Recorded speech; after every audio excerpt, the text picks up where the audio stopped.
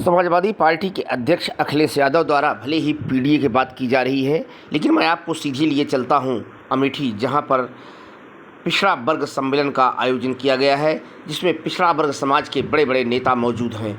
और यही नहीं, एक भारी जनसैलाब भी वहां नज़र आ रहा है और वहां यह संकल्प लिया गया है कि प्रधानमंत्री नरेंद्र मोदी को तीसरी बार देश की कुर्सी पर बैठाया जाएगा और अमेठी की सांसद स्मृति ईरानी को अमेठी से जिताकर वहां भेजा जाएगा। और नेताओं ने अपने विचार भी व्यक्त किए। जी राशन कार्ड बना के राशन हजम कर जाते थे, पेंशन के नाम पे रिश्वतखोरी होती थी, आवास के नाम पे कुछ मिलता नहीं था। ये धन तब भी होता था, यह धरती तभी वही थी, आज भी वही है। ये धन कहाँ जाता था? ये धन जाता था मुसबिल्लों के पेट में। जो खद्दरधारी होते थे उनके आल औलाद अपने आल औलाद के लिए लूट के रख लेते थे, तिजोरी में भरते थे, कमरे में भरते थे, दीवालों में सोना भर देते थे। मोदी ने क्या किया? ऐसे लोगों को जेल के पीछे भेजा। तो जितनी रावड़ी शक्तियां हैं सब इकट्ठा हो गई हैं।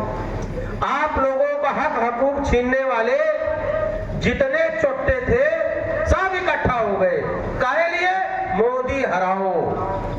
अभी कल तक जो एक दूसरे को गाली देते थे, मोदी हराने के लिए इकट्ठा हो गए। कौन है आपका हित चिंतक? नरेंद्र मोदी, जिसने अपने परिवार, अपने भतीजे, अपने भाई के लिए पीएम हाउस का दरवाजा नहीं खोला। क्या किया उसने?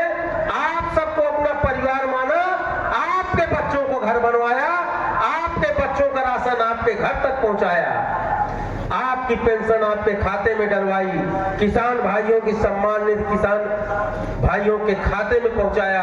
और मछुआ समुदाय के लिए तो वो किया जो आज तक कोई नहीं कर पाया। मित्रों, आज जब युद्ध सज गया है, सेनाएं तैयार हो गई हैं, तो अमेठी क्षेत्र में रावणी शक्तियों को परास्त करने के लिए हम सबकी लोकप्रिय सांसद दीदी स्मृति ईरानी, निषाद राज के भंसक, पिछड़ों के मसीहा आदरणीय नरेंद्र कश्यप जी को आमंत्रित किया। और ये आज पूरे अस्त्र शस्त्र लेके आए हैं। आपकी आंखें खुल जाएंगी।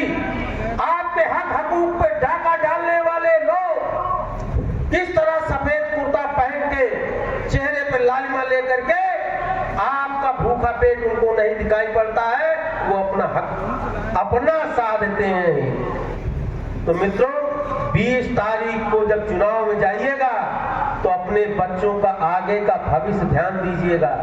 आज कश्यप समाज का लड़का दरोगा बनता है, अध्यापक बनता है, बहनें एनएम बनती हैं, आंगनबाड़ी बनती हैं, हमारे पिछड़े समाज की बहनें, हमारे पिछड़े समाज के भाई बड़ी संख्या में अध्यापक बन रहे हैं बिना रिश्वत दिए। ये सब हुआ है। और आप गांव-गांव सर्वे कर लीजिएगा, आपके समाज के जिन लोगों को नौकरी मिली है उनके ट्रांसफर में, उनके पोस्टिंग में कहीं पैसा नहीं देना पड़ा। इसको ध्यान में रख के 20 तारीख को 100% वोटिंग निश्चित करिए। और जो आपका हक हकूक खाने वाले हैं, वोट की लाठी से उनकी कमर तोड़िए। इन्हीं बातों के साथ अपनी वाणी विराम देता हूँ। बहुत बहुत धन्यवाद। भैया, पिछड़ा सम्मेलन अभी था, नरेंद्र कश्यप जी आए थे, पिछड़ों की एक बड़ी भीड़ देखने को मिली, क्या लगता है? पिछड़ा मोर्चे का सम्मेलन भाई घनश्याम चौरसिया ने आज, जो जिला अध्यक्ष हैं, करवाया है। बड़े चिंतक ओजस्वी वक्ता भाई नरेंद्र कश्यप जी ने, जो उत्तर प्रदेश सरकार में, योगी सरकार में मंत्री हैं, उनकी विचारधारा से प्रभावित होकर आज लोग जिस उत्साह से भरे हैं, मैं दावे के साथ कह सकता हूं अपने अनुमान के आधार पर कि अब की परिणाम ऐतिहासिक होगा, जीत लाखों में होगी। पिछड़ा वर्ग अब अपने अधिकार को भी जान गया है, अपने नेता को भी पहचान गया है कि कौन उसका है, कौन पराया है। आज आम आदमी पार्टी के कुछ कार्यकर्ता भी सम्मिलित हुए हैं। जो पिछड़ा है, पिछड़ा समाज ही नरेंद्र मोदी को अपना नेता मानता है। तो आज आपने देख लिया किस तरीके से भीड़ आई, माताएं बहनें आई, और किस तरह से लोग हंसते खेलते उछलते हुए जा रहे हैं और कांग्रेस को देख रहे हैं कि कब कांग्रेस प्रत्याशी आए और उसको धूल धूसरित करके वोट की आंधी में बहाकर किनारे पर पहुंचा दे। आपने देखा आज हजारों हजार की भीड़, ये कटिया बिनिया का समय चल रहा है, लेकिन लोग अपने नेता को सुनने आए। कि पीडीए का जो कल्याण किया है वो समाजवादी पार्टी ने किया है, वो इसको अपना थोक मानते हैं। ऐसे में एक बड़ा जनसैलाब पीडीए जो है पिछड़ा मोर्चा का उमड़ा हुआ है, ऐसे में क्या देखते हैं, क्या लगता है 2024 में? समाजवाद का नाम पीडीए में परिवर्तित करना, मेरे ख्याल से राम मनोहर लोहिया जी की आत्मा इस समय व्यथित होंगी। जिस समाजवाद को राम मनोहर लोहिया जी ने बड़े आदर्श के साथ मनाया था, एक पार्टी उसको पीडीए में तब्दील कर देगी। आज समाजवादियों में इस बात का विरोध है और बहुत सारे समाजवादियों ने समाजवादी पार्टी छोड़कर राष्ट्र की मुख्य धारा वाली भारतीय जनता पार्टी में सम्मिलित होने का फैसला लिया।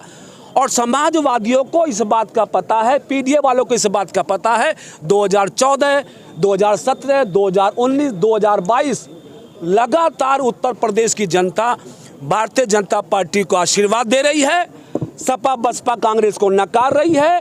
इस बार भी कोई हथकंडा समाजवादियों का काम नहीं आएगा। इस बार भारतीय जनता पार्टी का संकल्प 73-75 का नहीं है जी, 80 में से 80 पार्लियामेंट की सीट उत्तर प्रदेश में भारतीय जनता पार्टी जीतने का संकल्प लेकर मैदान में। इसलिए सपा हो बसपा हो कांग्रेस हो, अब ये मेरे ख्याल से उत्तर प्रदेश में डूबता हुआ जहाज है।